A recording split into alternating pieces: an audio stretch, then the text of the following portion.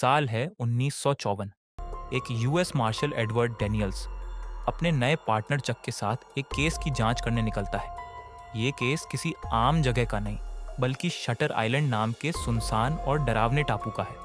इस आइलैंड पर बना है एशक्लिफ हॉस्पिटल, जहां देश के सबसे खतरनाक और हिंसक मानसिक मरीजों को रखा जाता है। ये कोई नॉर्मल हॉस्पिटल नहीं है, बल्कि एक जेल जैसा सख्त माहौल है, जहां से निकलना लगभग नामुमकिन है। हॉस्पिटल में से एक महिला मरीज रेचल सोलांडो अचानक बिना कोई सुराग छोड़े गायब हो जाती है। अब एडवर्ड और चक को यही पता लगाना है कि आखिर रेचल कहाँ गई। वो भागी है या फिर किसी ने उसे गायब कर दिया है। जैसे ही एडवर्ड और चक आइलैंड पर पहुंचते हैं, उनकी मुलाकात होती है हॉस्पिटल के वार्डन और हेड डॉक्टर कॉली से।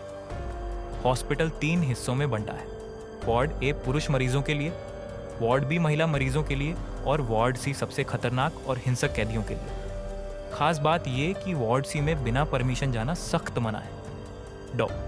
कॉली उन्हें बताते हैं कि रेचल अचानक गायब हो गई, जबकि उसके कमरे की खिड़कियां और दरवाजे अंदर से लॉक थे, यानी बाहर निकलने का कोई रास्ता ही नहीं था।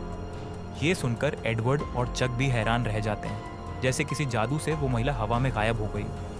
रेचल के कमरे की तलाशी लेते हुए एडवर्ड को एक छोटा सा कागज का टुकड़ा मिलता है। उस पर लिखा होता है, the law of 4, who is 67, यानी 4 का नियम, और 67 नंबर कौन है। ये लाइन एक बड़ी गुत्थी छोड़ जाती है। इसके बाद वो कॉमन हॉल में जाते हैं, क्योंकि हॉस्पिटल से बाहर जाने का सिर्फ यही रास्ता है। अगर रेचल भागी होती तो उसे इस हॉल से ज़रूर गुजरना पड़ता, लेकिन वहाँ उस रात कई लोग मौजूद थे। तो फिर रेचल बिना किसी को दिखे कैसे बाहर निकल गई। एडवर्ड को शक होता है कि इस मामले में हॉस्पिटल का ही कोई स्टाफ शामिल है, क्योंकि बंद कमरे से किसी का अचानक गायब हो जाना नामुमकिन है।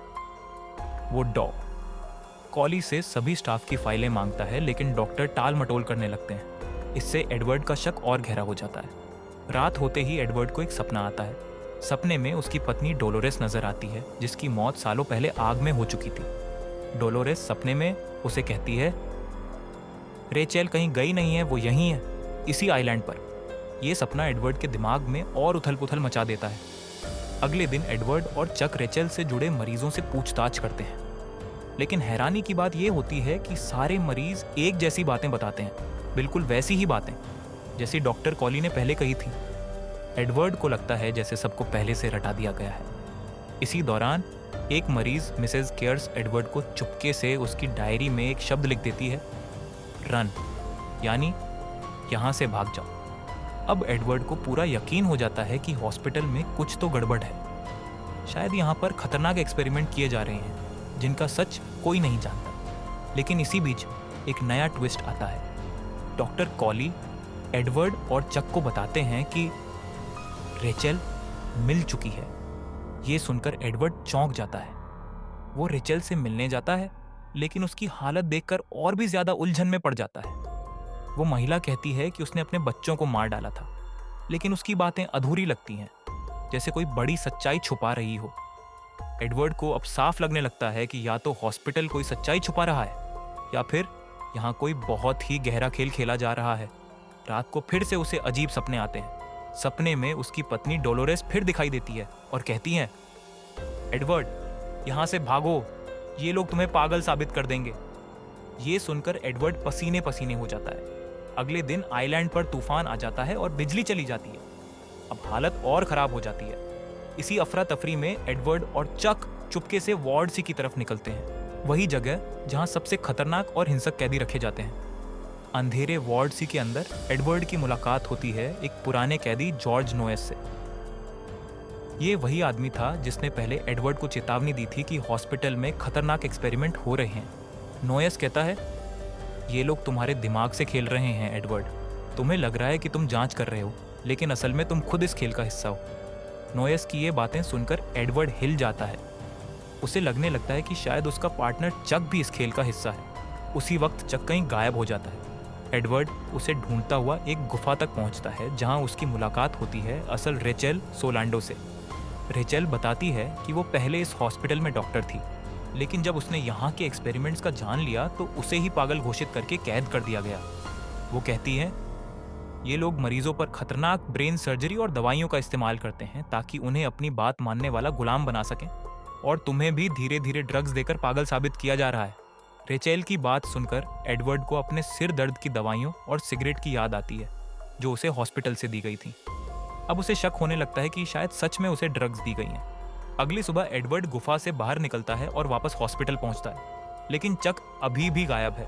एडवर्ड को पूरा विश्वास हो जाता है कि उसका पार्टनर चक को कहीं लाइट हाउस में ले जाया गया है, क्योंकि वही एक ऐसी जगह है जहां वो अभी तक नहीं गया। एडवर्ड तय करता है कि चाहे कुछ भी हो, अब वो लाइट हाउस जरूर जाएगा। वो समंदर पार करके किसी तरह लाइट हाउस तक पहुंचता है।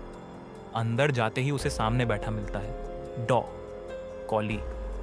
एडवर्ड गुस्से में बंदूक तान देता है और कहता है, मेरा पार्टनर छक कहाँ है और ये सब चालें क्यों चल रहे हो? लेकिन तभी कॉली धीरे धीरे उसकी असली सच्चाई खोलने लगता है। कॉली गहरी सांस लेता है और कहता है, एडवर्ड, तुम्हारा कोई पार्टनर नहीं है। चक असल में तुम्हारे डॉक्टर हैं, डॉ शीहान, और ये पूरा इन्वेस्टिगेशन सिर्फ तुम्हारे इलाज का हिस्सा है। ये सुनकर एडवर्ड हैरान रह जाता है। कॉली आगे बताता है कि असल में एंड्रयू लेडिस नाम का एक मरीज है, जो मरीज नंबर 67 है, और वो और कोई नहीं बल्कि एडवर्ड खुद ही है। एडवर्ड हिल जाता है। वो चिल्लाता है, झूठ, मैं एंड्रयू लेडिस नहीं हूँ, मैं यूएस मार्शल हूँ। लेकिन तभी उसे इंटेक फॉर्म दिखाया जाता है जिसमें साफ लिखा होता है पेशेंट नंबर 67 एंड्रयू लेडिस। उसमें वही सारी जानकारी दर्ज होती है जो एडवर्ड की असली जिंदगी से मिलती है। कॉली उसे असली सच्चाई बताता है। एडवर्ड यानी एंड्रयू लेडिस की बीवी डोलोरेस मानसिक रूप से बीमार थी। एक दिन उसने अपने ही 3 बच्चों को डुबोकर मार डाला। ये देखकर एंड्रयू टूट गया और गुस्से में उसने अपनी बीवी डोलोरेस को गोली मार दी। यही सच सहन न कर पाने की वजह से एंड्रयू ने अपनी असली पहचान को भूलकर खुद को एडवर्ड डेनियल्स मानना शुरू कर दिया। उसका दिमाग एक झूठी कहानी बना देता है जिसमें वो एक मार्शल है और असली कातिल एंड्रयू लेडिस नाम का कोई और इंसान है। टॉड कॉली बताते हैं, ये पूरा केस, रेचेल का गायब होना, तुम्हारा पार्टनर चक, सब हमने बनाया ताकि तुम सच का सामना कर सको। अगर आज भी तुमने हकीकत स्वीकार नहीं की तो हमें तुम्हारा दिमाग का ऑपरेशन करना पड़ेगा। ये सुनकर एडवर्ड पूरी तरह से टूट जाता है। उसके सपनों में डोलोरेस और बच्चों का आना, वो नोट जिसमें लिखा था हु इज 67, सब बातें अब साफ हो जाती हैं। असल में 67वां मरीज वहीं खुद था। कुछ देर बाद बाहर लॉन में एडवर्ड बैठा होता है। डॉ शीहान, जो उसका पार्टनर चक बना हुआ था, पास आता है और पूछता है, एंड्रयू, अब कैसा लग रहा है? एडवर्ड शांति से कहता है, डॉक्टर बताइए, क्या ज्यादा बुरा है, राक्षस बनकर जीना या इंसान बनकर मर जाना? ये सुनकर डॉक्टर चौंक जाते हैं, क्योंकि इसका मतलब ये था कि एडवर्ड ने सच मान लिया था, लेकिन उसने खुद को पागल दिखाना चुना ताकि उसके के गुनाह और दर्दनाक यादें हमेशा के लिए खत्म हो जाएं।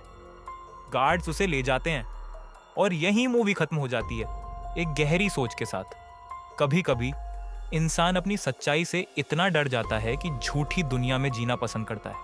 तो दोस्तों, ये थी शटर आइलैंड की पूरी कहानी। आपको क्या लगता है, एडवर्ड वाकई पागल था या आखिरी में उसने जानबूझकर पागलपन का नाटक किया? अपनी राय हमें कमेंट में ज़रूर बताइए।